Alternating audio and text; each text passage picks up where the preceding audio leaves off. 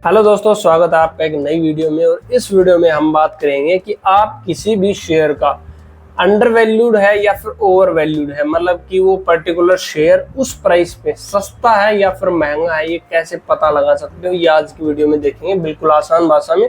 तो चलिए शुरू करते हैं और 3 से 4 मिनट में इस टॉपिक को खत्म करेंगे। ठीक है, तो देखिए सबसे पहले क्या होता है, पी रेशियो क्या होता है, इसको समझते हैं कि अंडर वैल्यू और ओवर वैल्यू स्टॉक के लिए आपको क्या पता होना चाहिए, उस शेयर का पी रेशियो कितना है। पी रेशियो क्या होता है, प्राइस टू अर्निंग रेशियो। ठीक है, प्राइस टू अर्निंग मतलब उस शेयर का प्राइस कितना है, और अर्निंग रेशियो जो ईपीएस हम बोलते हैं ना, अर्निंग पर शेयर, उससे उसको हम डिवाइड करते हैं। ठीक है, तो उससे निकल के आता है पी रेशियो।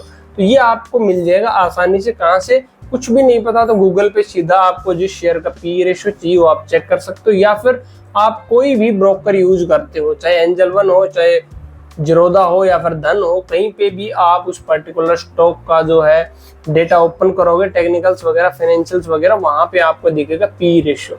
ठीक है, वो 10, 5, 20, 50 जितना भी आप देख सकते हो, वो होता है पी रेशियो। अब सस्ता है या महंगा है कैसे चेक करेंगे, 2 चीजें हैं इसमें। पहला तो कि वो पर्टिकुलर शेयर अपने पीयर्स से सस्ता है या फिर महंगा है। पीयर्स मतलब कि कॉम्पिटिटर्स जो उसके हैं, सेम सेक्टर के जो स्टॉक्स हैं, उनसे महंगा है या सस्ता है। दूसरा, वो खुद के प्राइस से सस्ता है या फिर महंगा है। तो पहला देखते हैं पहले कि कॉम्पिटिटर्स से अगर हमें चेक करना हो तो हम कैसे करेंगे। तो इसको हम एक एग्जाम्पल के साथ देखते हैं। ठीक है, हम स्क्रीन पे चलते हैं और वहां पर हम देखते हैं कि ये स्टॉक महंगा है या फिर सस्ता है अपने कॉम्पिटिटर्स से, अपने पीयर्स। तो यहाँ पर हमने टाटा मोटर्स का शेयर ओपन कर लिया है। ठीक है, हम टाटा मोटर्स का अपने इसके कॉम्पिटिटर्स पीयर्स के साथ चेक करेंगे कि ये महंगा है, सस्ता है, या फिर कौन सा महंगा है, कौन सा सस्ता है। ठीक है, तो मैंने स्क्रीनर पे यहाँ पे ओपन कर लिया है, आप भी कर सकते हो, फ्री है screener.in। तो यहाँ पे मैं जैसे ही आया तो देखो एक साथ ही अगर हम देख लेते हैं, ऊपर काफी सारे डेटा आपको दिया गया है। हम नीचे चलते हैं और यहाँ पर हम आ गए। ठीक है, तो टाटा मोटर्स में अगर हम देखें तो देखो Tata Motors, Ashok Leyland, Olectra green, force Motors और एसएमएल सुजू, ये 5-6 यहाँ पे दिए गए हैं। ठीक है, इनका अगर हम पी रेशियो देखो ये वाला कॉलम है पी रेशियो का और ये है इंडस्ट्री पी का। तो इसको कैसे चेक करेंगे, इंडस्ट्री पी जो है ना, वो उससे अगर स्टॉक का पी कम है तो वो स्टॉक सस्ता है अपने उस सेक्टर में। जैसे कि इंडस्ट्री पी है 23.09 और अब टाटा मोटर्स का पी कितना है, 10.46। तो मतलब ये अपने सेक्टर में सस्ता स्टॉक है इस इंडस्ट्री पी के हिसाब से। ठीक है, और अशोक लेलैंड का है 28, ये भी सस्ता है, और ओलेक्ट्रा ग्रीन है 173, तो ये इस प्राइस पे काफी महंगा स्टॉक है। फोर्स मोटर्स है 23, ये भी ऑलमोस्ट बराबर है, और सुजू जो है ये है 22.88, तो ये भी इंडस्ट्री के हिसाब से सस्ता है। लेकिन अब आपस में अगर देखोगे तो देखो इन 5 में से सबसे सस्ता कौन सा है, सबसे सस्ता है टाटा मोटर्स, है ना, इसका पी रेशियो है 10.40। उसके बाद कौन सा आता है, एसएमएल सुजू, फिर आता है फोर्स मोटर्स, फिर अशोक लेलैंड और फिर ओलेक्ट्रा ग्रीन। अब इसमें 2 नहीं दे रखे तो उनको हम सेपरेट मान लो सर्च करते हैं। मारुति में देखता हूँ क्योंकि मारुति और महिंद्रा भी जो है वो इसी की कैटेगरी के हैं। तो यहाँ पर आ जाओ, देखो मारुति और महिंद्रा आ गई है ना, इनका इंडस्ट्री पी है 31.90। ठीक है, ये थोड़ा सा इन्होंने अलग डाइवर्सिफाई कर रखा है। तो मारुति और महिंद्रा दोनों में अगर आप देखोगे तो देखो मारुति का पी है 28.15 और महिंद्रा का है 35.65।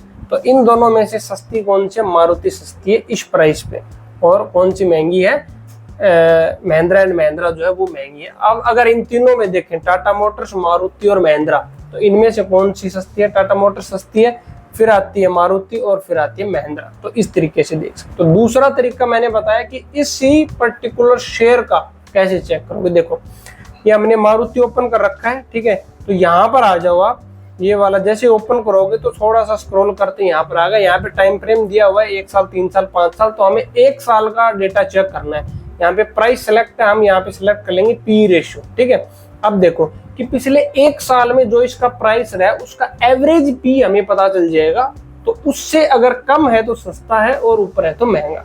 अब देखो यहाँ पर अगर देखोगे तो मीडियन पी है 37.4, पिछले 1 साल का मारुति का एवरेज पी जो है, प्राइस टू अर्निंग रेशियो, वो है 37.4।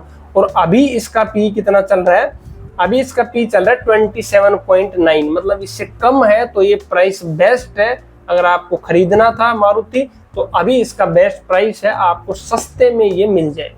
ये ऐसे हम चेक करेंगे, क्योंकि देखो ये मीडियम लाइन भी आपको दिखा रखी है यहाँ पे, इस लाइन से अगर नीचे है तो मतलब वो शेयर अभी उसके एवरेज पिछले 1 साल के एवरेज पी से सस्ता है, और अगर ऊपर है तो ये महंगा है। ठीक है, तो ऐसे चेक करेंगे तो 2 फैक्टर मैंने आपको बता दिए, उस पर्टिकुलर शेयर का पिछले 1 साल के एवरेज प्राइस के हिसाब से आप चेक कर सकते हो, और अगर उसके कॉम्पिटिटर्स के साथ चेक करना है तो वो भी आप चेक कर सकते हो कि इनमें से कि आप मान लो आपको ऑटोमोबाइल सेक्टर में इन्वेस्ट करना है तो भाई मेन कंपनीज कौन सी हैं, टाटा मोटर्स हो गई, महिंद्रा हो गई, मारुति हो गई, है ना, 3 मेन है। तो इनमें से आप कौन से का प्राइस, कौन से का शेयर आपको सस्ते में मिल सकता है, तो वो आप पी रेशियो से पता लगा सकते हो इनमें से कौन सा सस्ता है इस प्राइस पे। ठीक है, तो आई होप आपको समझ में आया होगा। अगर कोई भी डाउट है तो आप कमेंट सेक्शन में पूछ सकते हो, डेफिनेटली उसका रिप्लाई दूंगा। और ऐसे ही पावरफुल वीडियोज के लिए चैनल को सब्सक्राइब नहीं किया तो फटाफट सब्सक्राइब करके नोटिफिकेशन बेल दबा देना। डीमैट अकाउंट नहीं है तो डिस्क्रिप्शन में सारे लिंक है, जाओ फ्री में अपना डीमैट अकाउंट ओपन करवाओ, और आईपीओ और शेयर मार्केट से जुड़े ऐसे वीडियोज के लिए चैनल को सब्सक्राइब कर लेना। मिलते हैं अगली वीडियो में एक नई अपडेट के साथ।